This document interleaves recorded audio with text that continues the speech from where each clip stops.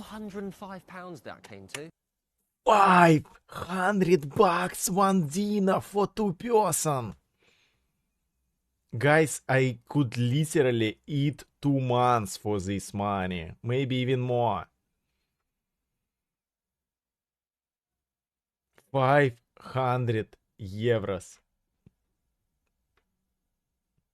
No, 500, not 1,000. 500. That's a lot of money. Think about what we got for £20 at the previous place. I mean, sometimes it's all very well, like the quality of this and, this and that, but sometimes you just want some flavour. And in some dishes, it kind of lacked. The rating for this is a 3.8. It sounds harsh to be in the threes, but we all think it's fair.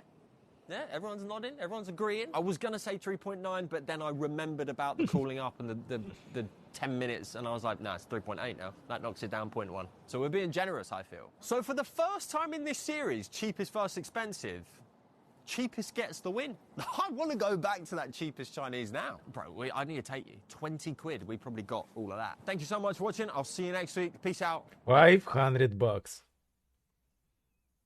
$500. How much money should you have to spend $500 on some random food? 5 things about geography you are wrong about. Okay, tell me. The Earth is a pretty big place, and it doesn't come as a surprise to Earth anyone is to not find flat. out that there are fun facts or trivia about our world that they've Fun yet to facts. encounter. But today, we're not just here to bring you new information all on its own, but to Subtitles for my dispel Russian common myths. In viewers. this video, we're going to cover and correct 5 misconceptions about geography that you might have, perhaps changing your view of our planet in the process.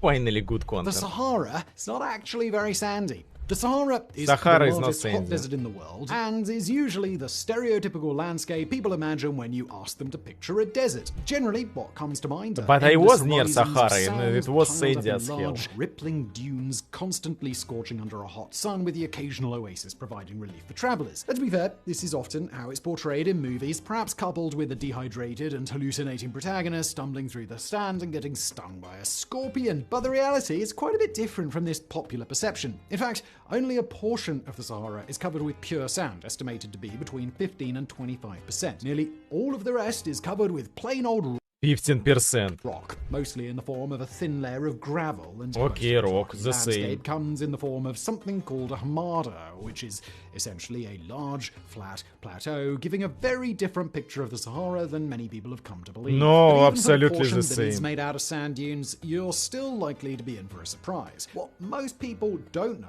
is that sand dunes aren't simply hills covered with a thick layer of sand. They are actually structures made entirely of sand that move and shift with the wind over time. When viewed over a time lapse, they